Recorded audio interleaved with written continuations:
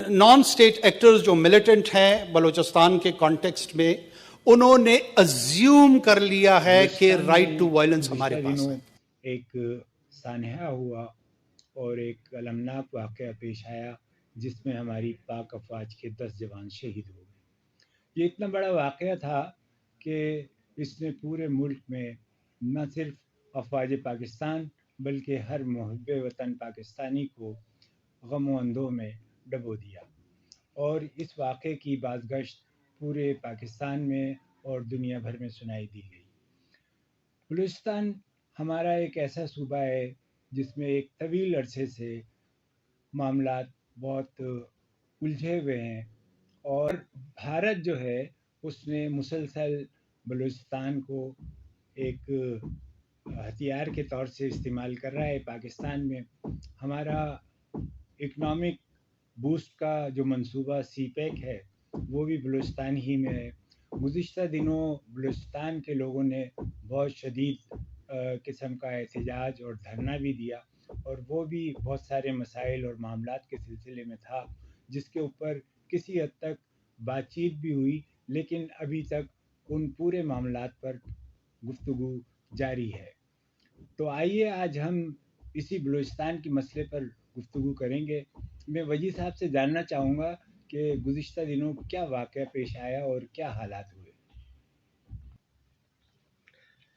جی عطا صاحب، بات یہ ہے کہ بلوچستان میں یہ واقعہ اندوہناک واقعہ جو ہے یہ پیش آیا ہے 26 اور 25 اور 26 کی درمیانی شب کو، جب جو ہے دہشت گردوں کے ساتھ مقابلہ ہو رہا تھا، اور دہشت گرد بھی مارے گئے لیکن 10 سپاہیوں نے اپنی جان دے دی، اور ان سپاہیوں کا تعلق دشت اسکاؤٹ سے تھا۔ جنرل قمر جاوید باجوہ صاحب بھی گئے وہاں پر، انہوں نے اس بات کے عزم کا اظہار کیا کہ دہشت گردی کو وہ بلوچستان سے جڑ سے اکھاڑ پھینکیں گے۔ ایک اطلاع یہ بھی ہے کہ یہ دہشت گرد جو ہے وہ ایک بار پھر ایران سے آئے تھے، اور BLA کے 50 تربیت یافتہ دہشت گرد تھے، اور بھارت ان کو سرمایہ مہیا کر رہا ہے۔ تو اس حوالے سے ہم یہ دیکھنا پڑے گا ہمیں کہ یہ صورتحال ہے کیا، اور اس صورتحال پر میں یہ چاہوں گا کہ آپ اس کے بنیادی جو خد و خال ہیں ان کا کچھ آپ جائزہ پیش کریں۔ دراصل پاکستان کی آزادی کے بعد سے بھارت نے اب تک پاکستان کو کسی طور سے چین نہیں لینے دیا ہے، اور پاکستان کے اوپر بھارت نے 2 جنگیں مسلط کی، اور جس کے نتیجے میں ہمارا مشرقی پاکستان ہم سے جدا ہو گیا۔ اور گزشتہ 20 سال سے بھارت پڑوسی ملک افغانستان میں اپنے ایجنٹوں کے ذریعے اور اپنی کارروائیوں کے ذریعے پاکستان کو مسلسل نقصان پہنچاتا رہا ہے۔ اس نے طالبان کے بھی مختلف دھڑے بنائے اور ان کے ذریعے پاکستان کے اندر تخریبی کارروائیاں کی، اور اب جب کہ افغانستان پہ طالبان کی حکومت آئی ہے، اس کے بعد بھارت کو وہاں سے پسپا ہونا پڑا ہے، اس کو اپنے تمام ایجنٹوں کو اور اپنے تمام اس نیٹ ورک کو ختم کرنا پڑا ہے۔ تو اس نے اپنا سارا نیٹ ورک اب بلوچستان کی طرف شفٹ کر دیا ہے، اور بلوچستان کے اندر وہ مسلسل ہماری نہ صرف سی پیک کو نقصان پہنچا رہا ہے بلکہ ہمارے ان نوجوانوں کو بھی گمراہ کرنے کے لیے ان پہ دولت خرچ کر رہا ہے، ان کو اس طرح کی آسائشیں اور ان کے لالچ دے رہا ہے جس سے بلوچستان کے مسائل بہت زیادہ بڑھ گئے ہیں۔ تو وجی صاحب، میں آپ سے یہ جاننا چاہوں گا کہ قیام پاکستان سے قبل اور اس کے بعد بلوچستان کی صورتحال کیا رہی ہے؟ بلوچستان کا معاملہ بڑا گنجلک ہے۔ بلوچستان ایک ایسا صوبہ ہے جس کا رقبہ بہت بڑا ہے، اور اس بڑے رقبے کی وجہ سے جو ہے وہ اس کے اندر اور آبادی کم ہے، اور اس کی وجہ سے دشمنوں کو یہاں چھپنے کا موقع بھی بہت زیادہ مل جاتا ہے۔ اب بلوچستان جو ہے وسائل کے حساب سے، یعنی اس کے اندر معدنیات ہیں، تیل و گیس ہیں، اور وہ یعنی وہاں پر برف باری بھی ہوتی ہے، ریگستان بھی ہے اور سمندر بھی ہے، یعنی ایک اتنے سے مختصر سے اس علاقے کے اندر تمام موسم جو ہے وہ پوری شدت کے ساتھ موجود ہے اور مسائل کے ساتھ بھرا ہوا ہے.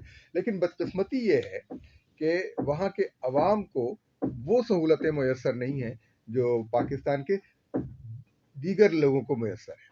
یعنی آپ اسلام آباد سے کراچی اور بڑے شہروں میں جو سہولتیں لوگوں کو میسر ہیں وہ نہیں ہے. ابھی حال ہی میں ایک شکایت آئی ہے کہ تعلیم کی وجہ سے، کرونا کی وجہ سے لوگوں کو کہا گیا کہ آن لائن کلاسز لیں اور آن لائن کام کریں. تو کراچی میں، لاہور میں، اسلام آباد میں اور پشاور میں یہ ساری چیزیں تو ممکن ہو سکیں. حتیٰ کہ آزاد کشمیر میں، گلگت بلتستان میں انٹرنیٹ کی سہولت موجود تھی. لیکن بلوچستان کا سب سے بڑا جو ہے کوئٹہ کے بعد جو سب سے بڑا ضلع ہے کیچ، وہاں پر کوئی سہولت موجود نہیں ہے. حالانکہ کیچ کی یہ کہتے ہیں کہ وہاں پر کیچ کی جو شرح خواندگی ہے وہ سب سے زیادہ ہے. تو اب ہمیں سوچنا یہ پڑے گا کہ بلوچستان کے مسائل میں اگر کوئی شخص اپنے مسائل کے حل کے لیے وہ کھڑا ہو جاتا ہے اور وہ آواز بلند کرتا ہے تو اس کو بغاوت کا نام نہیں دینا چاہیے، بلکہ اس سے پوچھنا چاہیے کہ بھائی یہ کیوں کر رہے ہو تم، اور اس کی اشکشوئی کرنی چاہیے. لیکن یہ اشکشوئی ہو نہیں رہی ہے. ہمیں بہت افسوس کے ساتھ کہنا پڑ رہا ہے کہ ابھی حال ہی میں گوادر میں مولانا ہدایت الرحمان نے جو دھرنا دیا تھا اور جو ان سے وعدے کیے گئے تھے وہ اب تک پورے نہیں ہوئے ہیں. اور پھر ایسا ہوگا کہ وہ پھر مولانا ہدایت الرحمان کے بھی ہاتھ میں نہیں رہے گا. پھر واقعی لوگ یہ محسوس کریں گے کہ لوگ ہم سے انتقام لے رہے ہیں اور ہمارے ساتھ کوئی اچھا سلوک نہیں کر رہے.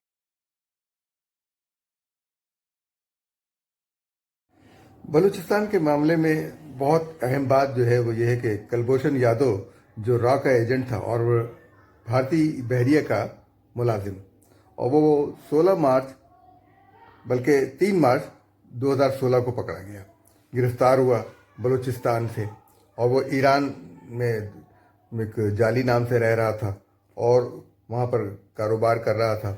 تو اس لحاظ سے اس کو پکڑا گیا تو اس سے معلوم ہوا، دنیا کے سامنے بات آئی کہ بھارت جو ہے وہ بلوچستان میں دوغلی پالیسی کیوں اپنائے ہوئے ہیں.